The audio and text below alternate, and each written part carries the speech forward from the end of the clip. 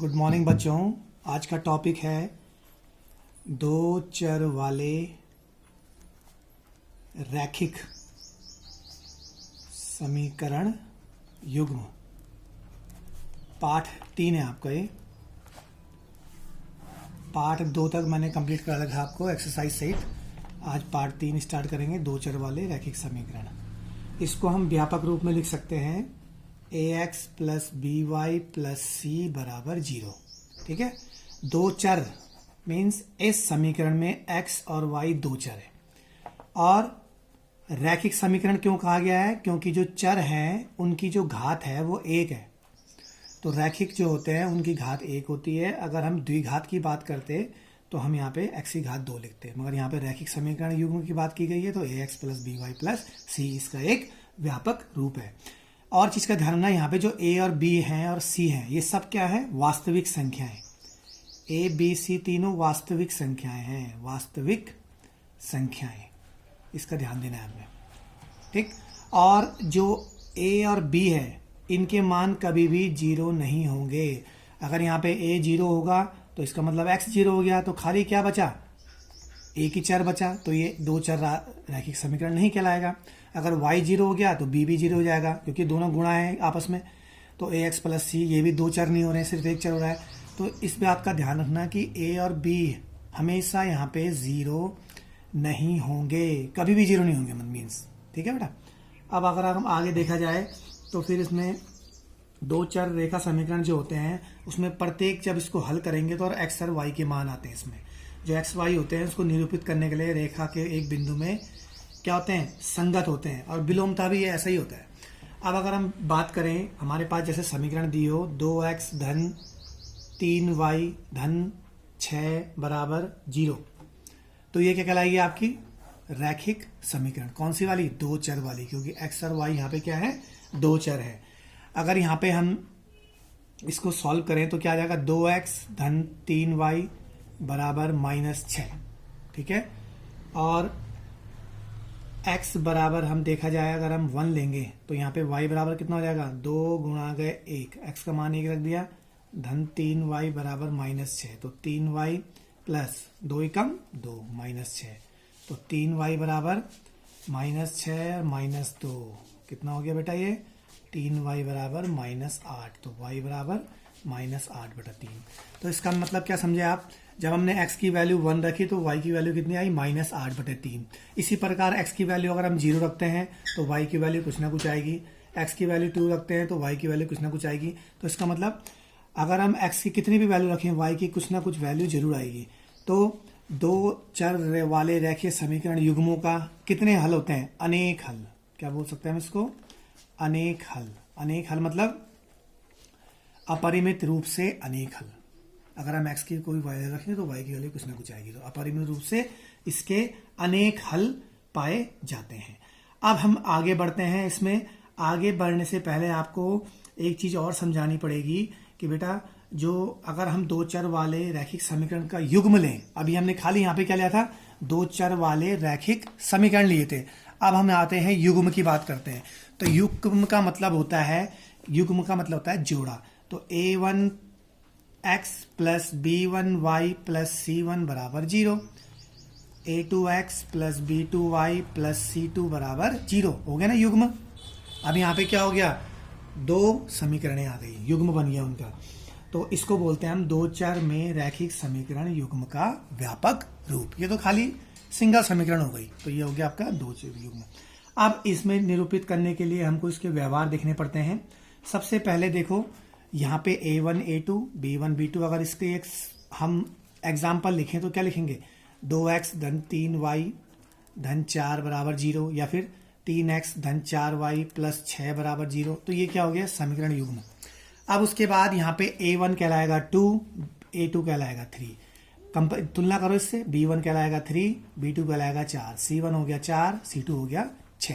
उसी प्रकार अगर हम देखें तो गुणांकों की अगर अनुपात में तुलना करें, जो आपको ये समीकरण दे देखिए इसके अनुपात में तुलना करें, तो जब a1 बटे a2 बराबर b1 बटे b2, ये दोनों जब बराबर नहीं होते तो यहाँ पे जो समीकरण का युग्म होता है वो संगत होता है। कैसा होता है बेटा?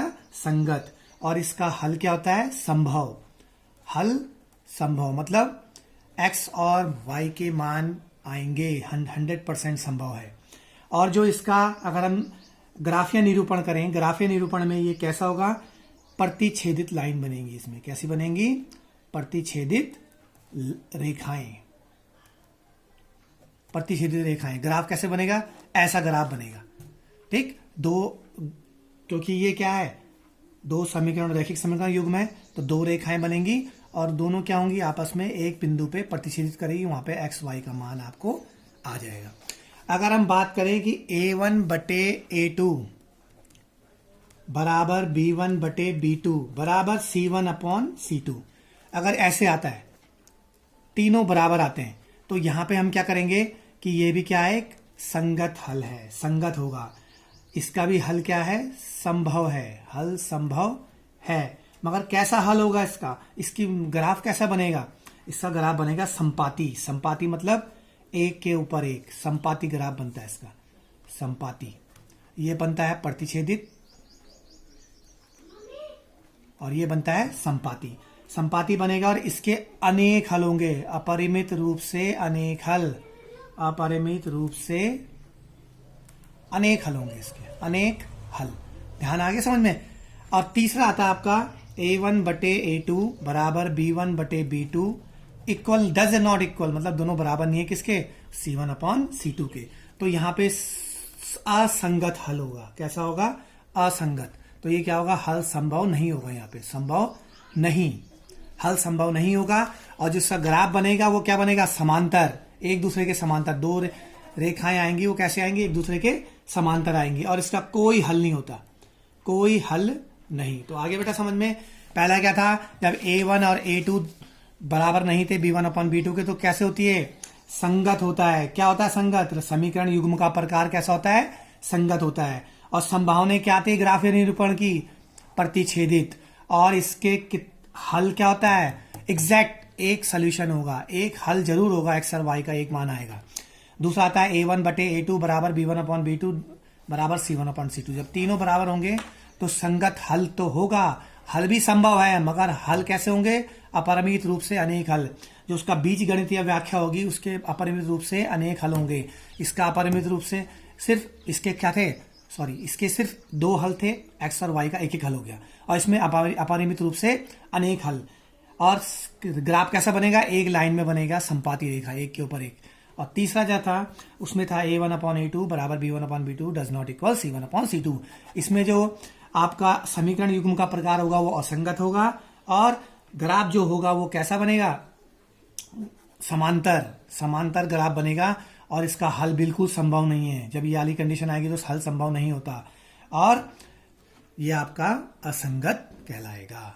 ये आपका बेटा पॉइंट यहाँ पे क्लियर हो गया तीनों का। अगर हम इनकी समीकरण की बात करें, अगर हम एग्जाम्पल की बात करें, हम तो यहां पे अगर हम लेते हैं 2x माइनस 3y माइनस 8 बराबर 0। दूसरी समीकरण ले लिया हमने 4x माइनस 6y माइनस 9 बराबर 0। अब तुलना करो। a1 कितना है? 2। a2 कितना है? 4। b1 कितना है? -3। आगे का चिन्ह देखना है इसका पहले का। b2 कितना है? -6, क्योंकि वहां a1x प्लस, देखो ये होता है प्लस में होता है और यहाँ माइनस में, तो ये माइनस हो जाएगा। और c1 कितना हो गया? -1 और c2 कितना हो गया? -9। अब तुलना करो इसमें a1 अपॉन a2 2/4 -3 बटा -6 और -8 बटा -9। माइनस से माइनस प्लस हो गया, माइनस माइनस प्लस हो गया। अब ये हो गया 2। इसको हम क्या कर देंगे? सरलतम रूप में दर्शा देंगे। 2 एकम 2, 2 दूनी 4, 3 एकम 3, 3 दूनी 6। ये नहीं होगा सरलतम। तो 1/2 बराबर 1/2 बराबर 8/9। ये दोनों तो बराबर हो गए मगर तीसरा बराबर नहीं है। तो ये किस समीकरण को दर्शा रहा है? देखो ये दर्शा रहा है तीसरी वाली समीकरण। असंगत हल है, इसका कोई हल नहीं होगा और ग्राफ कैसा बनेगा? समांतर ग्राफ बनेगा। तो ऐसे आपने तुलना करके उसका आंसर निकालना है। जैसे मैं इसको एक एग्जांपल और दे देता हूं आपको। जैसे एग्जांपल आ गया आपके पास 3x प्लस 2y माइनस 6, ठीक है बेटा, बराबर 0 या 5 ले लो, एक ही बात है, कुछ भी ले सकते हैं आप। 2x माइनस 3y माइनस 7, कुछ भी दिया हो सकता है आपको, बराबर 0। तो तुलना करो। a1 कितना है? 3/2 b1 कितना है, डायरेक्ट कर रहा हूं मैं, 2 माइनस 3 और ये हो गया -5 -7। देखो पहले से ही सरलतम रूप में है, 3/2 बराबर नहीं होगा -2/3 के, तो डज नॉट इक्वल। तो पहला कौन सा आ गया इसमें, -a1/a2 does not equal b1। तो कैसा होगा, ये संगत हल होगा जो, और इसकी ग्राफ कैसा बनेगा, प्रतिच्छेदी ग्राफ बनेगा, और इसका हल संभव है, प्रतिच्छेदी लाइन बनेगी और हल संभव है, इसका x और y की 2 वैल्यू आएंगी। ठीक है बेटा। अगर हम इसका एक एग्जांपल और देखें जिसमें क्या होगा, देखो जैसे हमने ले लिया example 5x minus 3y minus 11 बराबर 0, -10x प्लस 6y प्लस 22 बराबर 0। ठीक है बेटा। अब इसमें देखो 5/-10 a1/a2 b1/b2 और c1/c2। अब इसको हम सरलता रूप में बांट देंगे, 5 एकम 5, 5 दूनी 10, 3 एकम 3, 3 दूनी 6, 11 एकम 11, 11 दूनी 22, माइनस माइनस माइनस, तीनों में माइनस आ गया और 1/2 आ गया।